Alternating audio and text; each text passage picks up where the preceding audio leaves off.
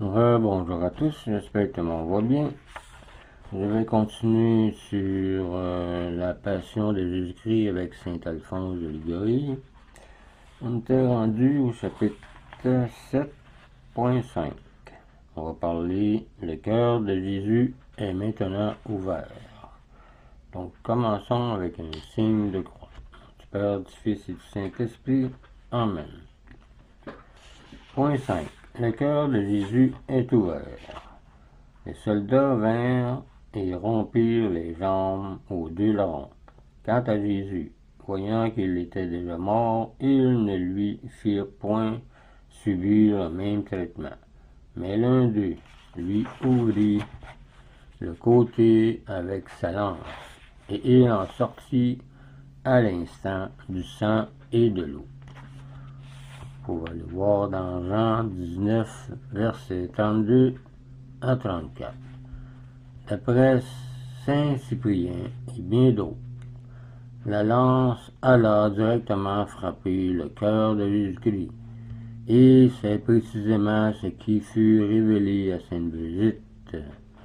On croit par conséquent que l'eau sortit du côté de notre Seigneur avec le sang attendu que la lance, pour atteindre le cœur, a dû percer d'abord le péricarde qui l'enveloppe.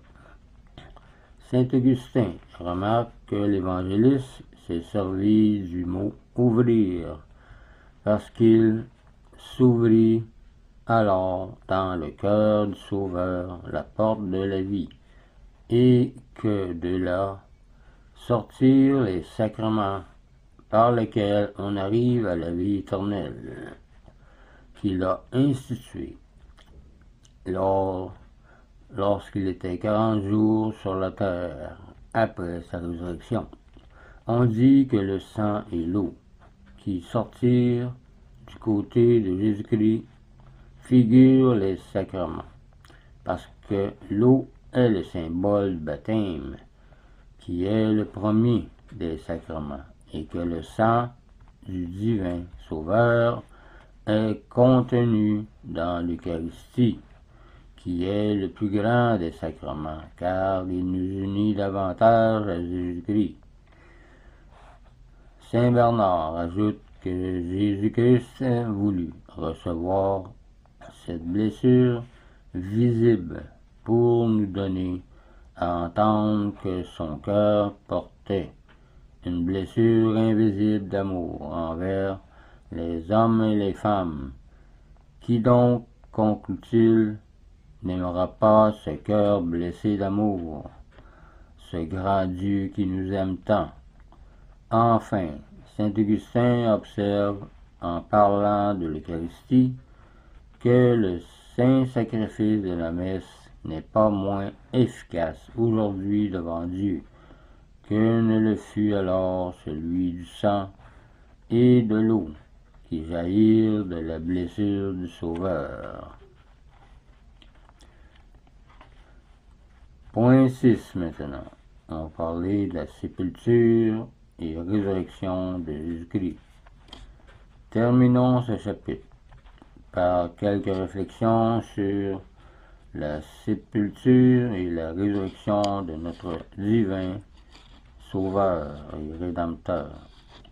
Le Fils de Dieu est venu au monde non seulement pour nous racheter, mais encore pour nous enseigner, par son exemple, toutes les vertus, et principalement l'humilité et la sainte pauvreté, compagne inséparable de l'humilité.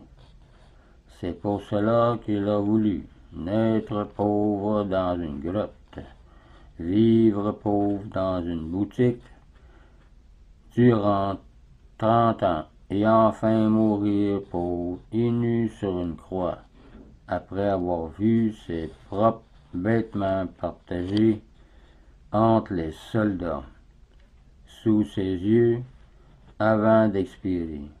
Et lorsqu'il fut mort, il lui fallut recevoir en aumône un linceul pour être enseveli.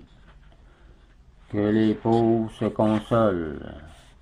Donc, en voyant Jésus-Christ, le roi du ciel et de la terre, vivre et mourir si pauvre, pour nous enrichir de ses mérites et de ses biens, comme le dit l'apôtre Paul.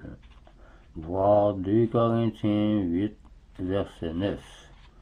Aussi, les saints désirant se rendre semblables à Jésus, pauvres, ont méprisé toutes les richesses et tous les honneurs terrestres, afin d'aller un jour avec leur divin maître jouir des richesses et des honneurs célestes impérissables, que Dieu a préparés pour ceux dont il est aimé, bien ineffable, dont saint Paul nous apprend que l'homme ou la femme ne peut se faire aucune idée ici-bas, et que les voleurs ne peuvent arracher. Voir 1 Corinthiens 2, verset 9. Jésus-Christ ressuscita ensuite avec la gloire de posséder non seulement comme Dieu, mais encore comme homme, tout pouvoir dans le ciel et sur la terre, de sorte que tous les anges, aussi bien que les hommes et les femmes, sont ses sujets.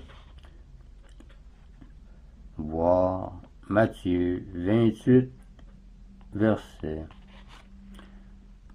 16 à 20. Réjouissons-nous donc de voir ainsi glorifier notre Sauveur et Rédempteur, notre Père et le meilleur ami que nous ayons. Réjouissons-nous-en pour nous-mêmes et pour tous, puisque la résurrection de notre Seigneur est un gage certain de notre propre résurrection un jour, et de la gloire à venir que nous espérons avoir un jour dans le ciel, pour en jouir encore et en âme dans cet univers qui sera renouvelé, comme c'est marqué dans Romains 8. Cette espérance donna un saint martyr, au saint martyr le courage et la force de souffrir avec joie tous les maux de cette vie et les tourments les plus cruels inventés par les tyrans et les dictateurs. Mais il faut se persuader que, pour être unis à Jésus-Christ dans la joie du paradis, il est nécessaire de prendre part à ses souffrances ici-bas. On ne peut être couronné qu'après avoir combattu comme on le doit, comme aux Jeux olympiques. Voir 2 Timothée 2, verset 5. Tel est l'avertissement que nous donne l'apôtre. Mais soyons persuadés en même temps de ce qu'il ajoute, que toutes les peines de cette vie sont bien courtes et bien légères en comparaison des récompenses immenses et éternelles que nous espérons dans la vie future. Voir 2 Corinthiens 4, verset 17. Soyons donc attentifs à nous maintenir toujours dans la grâce de Dieu et à lui demander sans cesse la persévérance et l'amour du prochain, car sans la prière et une prière continuelle, nous n'obtiendrons que par la persévérance, et sans la persévérance, nous ne parviendrons pas au salut. Car le serment doit être uni à la vigne, sinon il ne porte pas de fruits. Ô doux, ô aimable Jésus, comment avez-vous pu tant aimer l'humanité que pour leur témoigner votre amour, vous ayez consenti à mourir épuisé de douleur sur un bois, ayant consenti à mourir, oui, épuisé de douleur sur un bois maudit, infâme. Et comment, après cela, y a-t-il si peu d'hommes et de femmes qui vous aiment cordialement? Ah, mon cher Rédempteur, je veux être de ce petit nombre. Par le passé, j'ai eu le malheur de perdre le souvenir de votre amour et de renoncer à votre grâce pour de misérables plaisirs. Je reconnais ma faute, je m'en repens de tout mon cœur. Je voudrais en mourir de douleur aussi. Mais maintenant, ô mon Sauveur, je vous aime plus que moi-même grâce à vous, et je suis prêt à souffrir 1000 morts plutôt que de perdre votre amitié et mon salut. Je vous remercie des lumières que vous me donnez. Mon Jésus, mon espérance, ne m'abandonnez pas à moi-même. Continuez à m'aider jusqu'à la mort. Ô Marie, Mère de Dieu, priez pour nous. Jésus pour moi. Amen. On va le voir dans Jean chapitre 15. Car Jésus a dit, sans moi, vous ne pouvez rien faire. Ce serait tout pour cette vidéo. La prochaine fois, au chapitre 8, on va parler sur l'amour de Jésus-Christ qui nous a témoigné dans sa passion. Et au point 1, Dieu a tant aimé le monde au point de donner son Fils pour les racheter, afin de leur donner la vie éternelle. Et au point 2, on verra le Fils de Dieu s'est livré lui-même par amour pour nous.